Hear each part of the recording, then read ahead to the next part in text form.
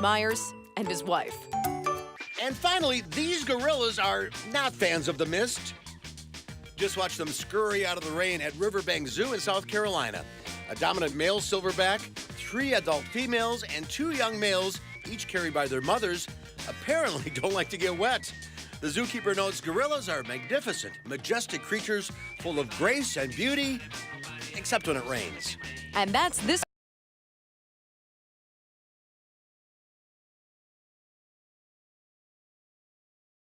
You're on here this weekend, that's for sure. Danica, thanks for helping out this week. Of course, happy to. Susan will be back on Monday. Have a great weekend, everybody. We'll see you back here on Monday. News 3 Now at 5 starts right now. And right now at 5, East Madison business owners are hoping 3 months of construction will be worth it in the long run, how it's impacting their storefront. And Verona School District administrators are outlining plans for safety upgrades after multiple fights broke out last week. From the Channel3000.com Alert Center, this is News 3 Now at 5. And thanks for staying with us for News 3 Now at 5. We start tonight with your alert day forecast for some thunderstorm chances. A potential for severe weather will stick around through the weekend, and meteorologist Dana Fulton has all the details. We have the chance to see strong to severe thunderstorms every afternoon and evening through the rest of the weekend for us. Tonight, right now, things are pretty quiet, but as we look at this time lapse, it's been a bit of a dreary day for us, unfortunately. A little cloudy outside, a few drizzle spots, but again, thankfully, no heavy rainfall for us currently. A live look right outside the station. We do still have a marginal risk for severe weather stretching through the rest of the night, and that's due to the possibility for a few thunderstorms to pop up. The line right now is in eastern Iowa, and those thunderstorms are bringing some very strong wind gusts and some isolated hail concerns. So we could be dealing with that later on this evening. But again, right now we don't have any rain coming through on our Doppler track. We do still have an alert day in the forecast for tonight because of that isolated thunderstorm threat. Saturday, we are expecting a line of thunderstorms to come through early in the afternoon, and then another opportunity for scattered showers and thunderstorms later on in the evening and overnight. Sunday also brings us the chance for showers and thunderstorms and heavy rain at times. So we could have some isolated flooding by the end of this weekend, but we'll take a closer look at that timing and the accumulation totals in just a few minutes. All right, thank you so much, Dana. Appreciate it. We are passing along a message from Eastside business owners tonight who say they are open despite all the construction on Winnebago Street. Only local traffic is allowed on that road. It'll be months before all of us can drive there. And that's where we find Rose Schmidt live to show us why. Rose? Yeah, so construction on Winnebago Street is expected to be completed by the end of August, which is some good news for these businesses that you see behind me. Now, if you start to take a walk back there, you may see some holes in the ground. That's actually where crews are installing sewer lines. Now, I talked to some businesses along this stretch who told me that while this construction has been a hassle for their customers, they're also optimistic about how the street will look when it's done. Last July, Madison Common Council approved a design plan that includes bike, parking, and travel lanes in both directions. Right now, crews are reconstructing Winnebago and Linden Avenue. Both roads will likely remain closed for the next 3 months. I think it's hardest when you do construction like this. It's stuff you don't see. So it disrupts your whole life for things that you don't notice. But changing out old pipes is important. The city has to do their job. It'll look great. It'll be a smoother surface. Winter was it was pretty bad for Winnebago Street. It needed a resurfacing anyway. You just heard from Daisy Quintel, the owner of Union Hair Parlor. She says although she has had some customers cancel or reschedule, she's hoping the construction will be worth it in the end to increase the ability to walk and bike through this neighborhood. Now, she and other business owners along Winnebago Street are comparing this construction to that of Monroe Street from last year. You may remember. Then the business owners want you to know that they are open, and they want you to come here and come out and support their local businesses this weekend and throughout the summer. Back to you. Yeah, she had a pretty good attitude about kidding. it. Let's go out and frequent those businesses. Rose Schmidt live tonight. Rose, thank you. The Wisconsin DOT announcing it is making changes to traffic signal times following excessive wait times. Many of you have been there. Verona Road. Drivers in the area dealt with extreme waits at the intersections at 18151 and McKee Road in the middle of all that construction. A DOT official says these changes will make things go a bit smoother now. The entire project won't be over until fall of 2020. New information tonight as Appleton police have identified the man who fatally shot a firefighter on Wednesday. Mitch Lungard was responding to 47-year-old Reuben Houston, who was having a medical emergency on a bus. That's when police say Houston fatally shot him. Houston, who's from Wausau, died at the scene. Governor Evers ordered flags to be lowered today in Lundgaard's honor. A GoFundMe page is also set up to help his wife and 3 children. Houston Texan and former Badger player J.J. Watt has donated $10,000 to the family.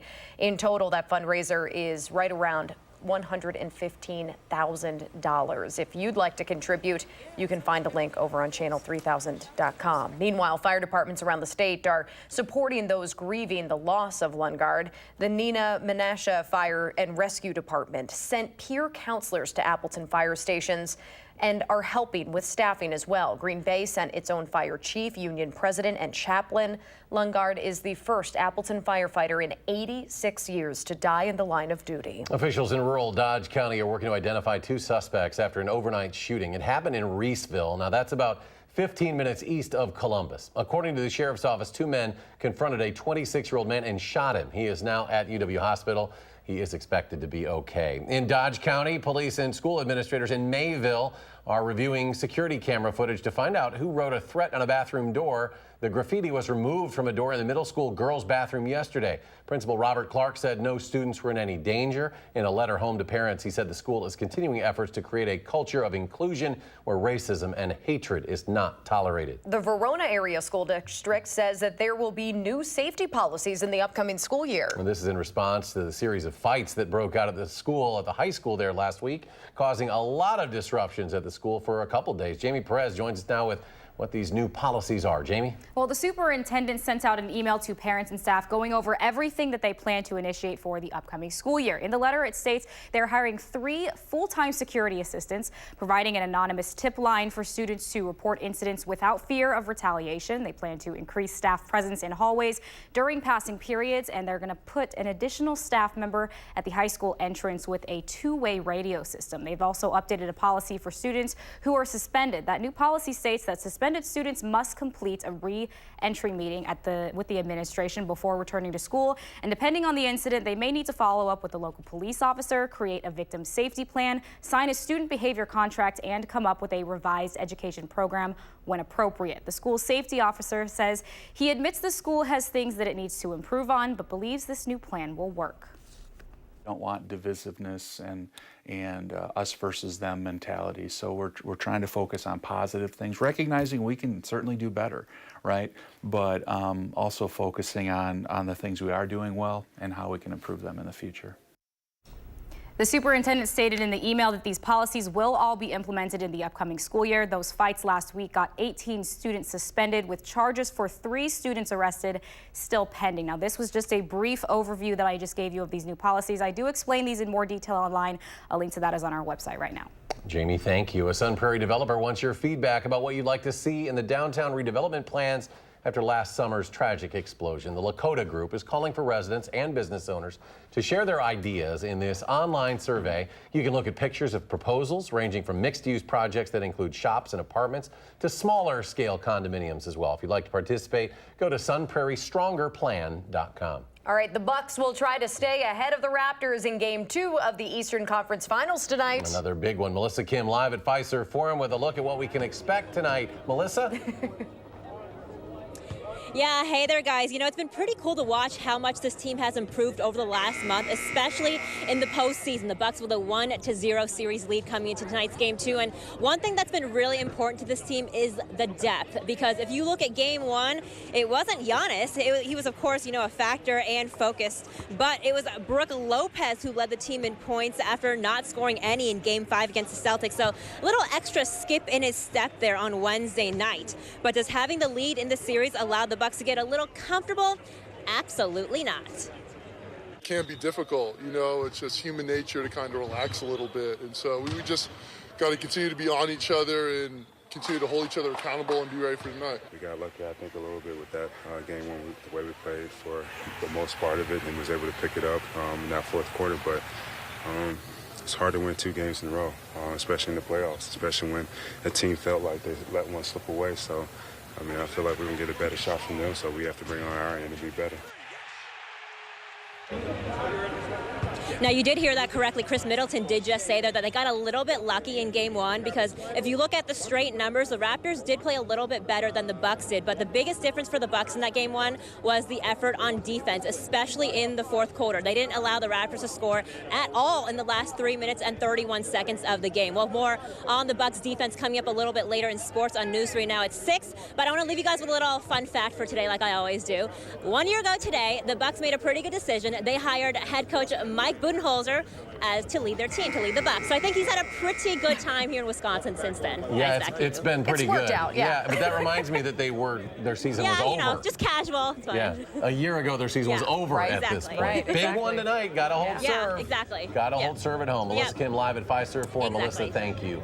Still to come, as trade tensions increase between the U.S. and China, the president plans to lift tariffs on its two biggest trading partners. We'll share how soon that could happen. Plus, Missouri moves a step closer to passing one of the country's most restrictive abortion bills. And the markets. The Dow closes the week on a down note, losing 99 points. The NASDAQ was off 82. The S&P 500 falls 17. We'll be right back.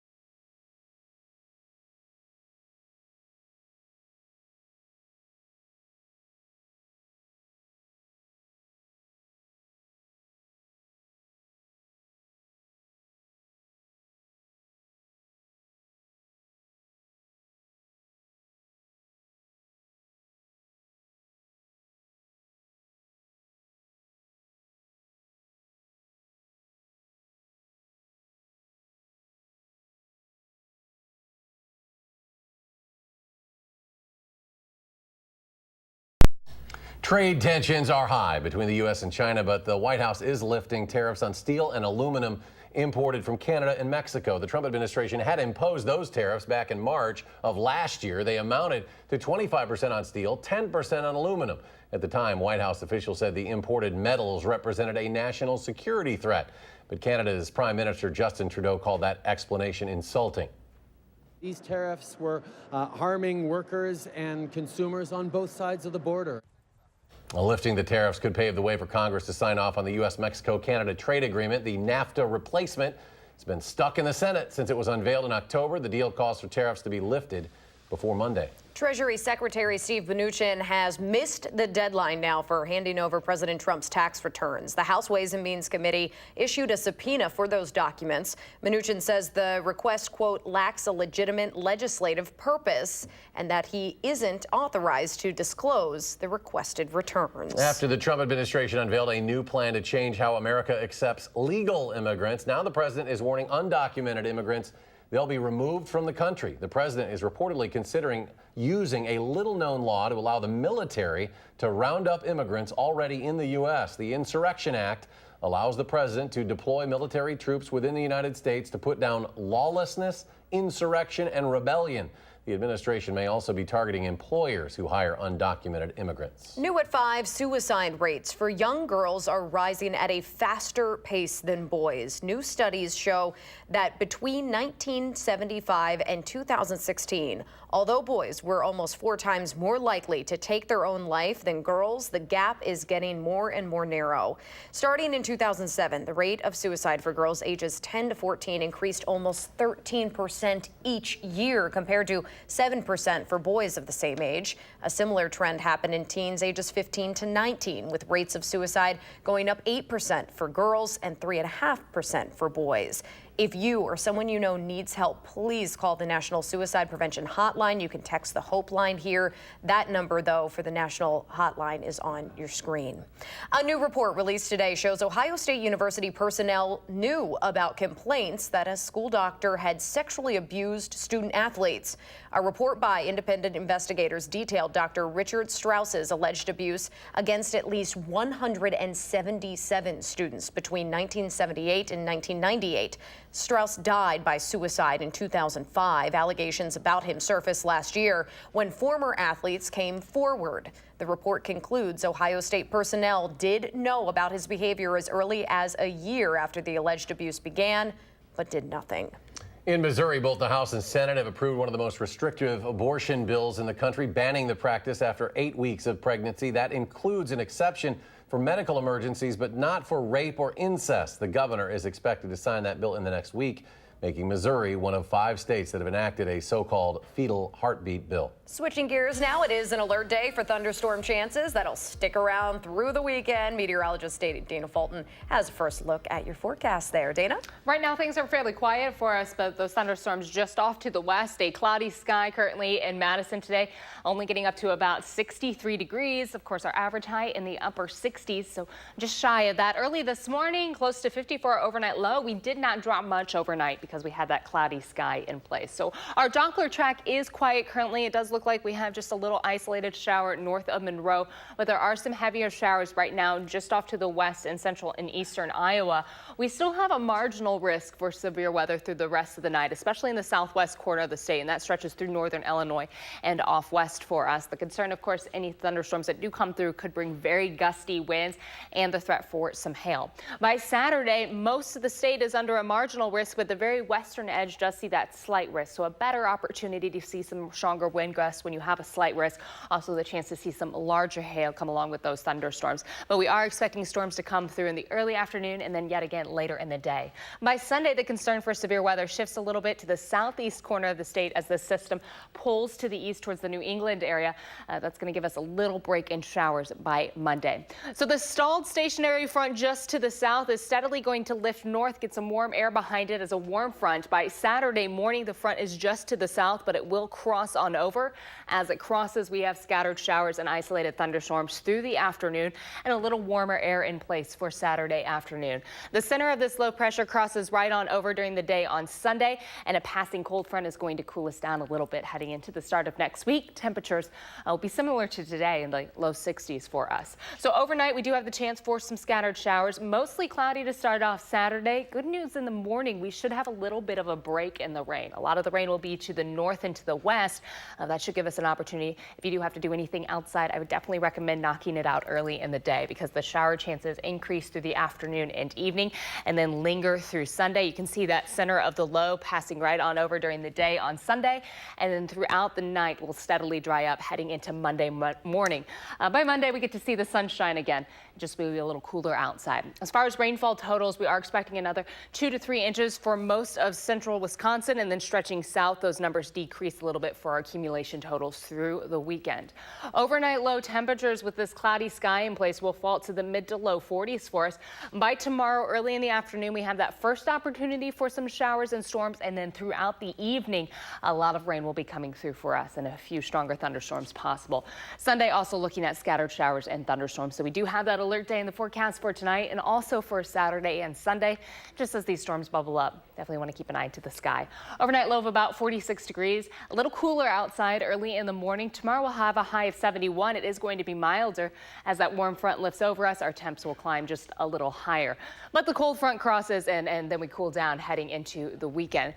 For the start of next week, temperatures will be a little cooler for Monday and Tuesday, and then again that rain chance is going to be developing for us as we move on into the middle of next week. We'll let that update real quick. There we go, 71 for Saturday. As we look at what our roads are doing right now, the Beltline, of course, having delays both east and westbound. Here's a look at the Beltline right at Park Street.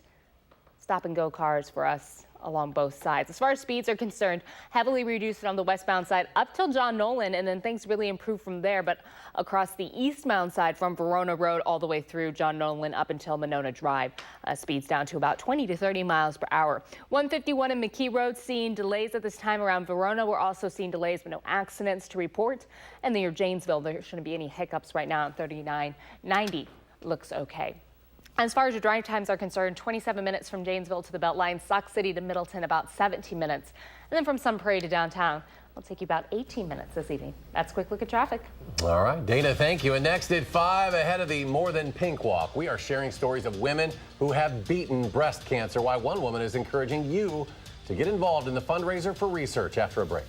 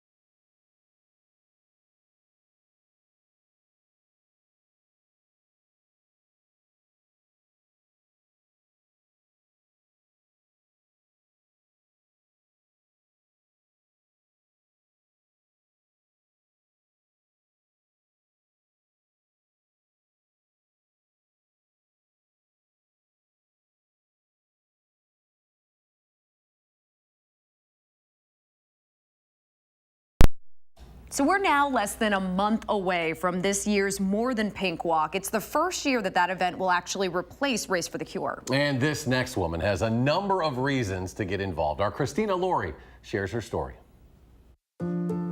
What date will you never forget? July 24th, 2006, 9:23 a.m. For Roxy Kolash, it's not a birthday, an anniversary, or a career milestone. I was sitting in my office and received the call. It's the day she was diagnosed with breast cancer, twice. July 24th, 2014, 10:36 a.m., while sitting in my office, I was diagnosed for the second time. Roxy calls her first diagnosis a real wake-up call. The first time I heard the words, "It is cancer," I was scared out of my mind. She had just turned 41, no family history. And the first thing that came to my mind was, how do I tell my boys? They were 12 and 10 at the time. You start worrying, am I gonna see them grow up? What's gonna happen to me? A million questions, except one. I never asked why me. That's kind of not who I am, but it's like, what do I do now? After several rounds of radiation, Roxy was cancer-free until her biannual mammogram 8 years later showed the cancer had come back. Like the first time, her particular type of cancer wasn't a lump. It was in the tissue, making it only detectable by mammogram. I'll hear friends or family say, oh, well, I skipped my mammogram this year. I mean, I could turn into the Hulk at that point. It's like, what are you doing? Don't do that.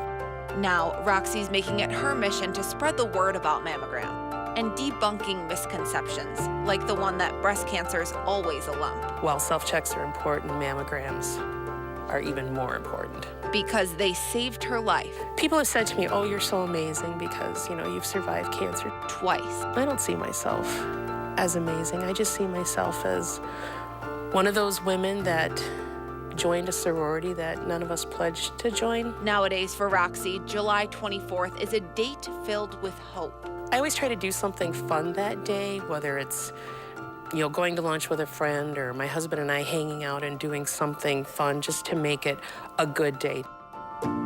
Cancer isn't contagious, but hope is. Christina Laurie reporting June 8th is the next date on Roxy's calendar. This year's More Than Pink Walk, and she is part of a team through her employer, Becker Law Office. If you would like to donate to Komen or Roxy's team, we do have links on how to do both of those over on our website, channel3000.com. And of course, if you'd like to participate in this year's walk, there is still time to register. And we'll have another check of your forecast in just a moment. Stay with us.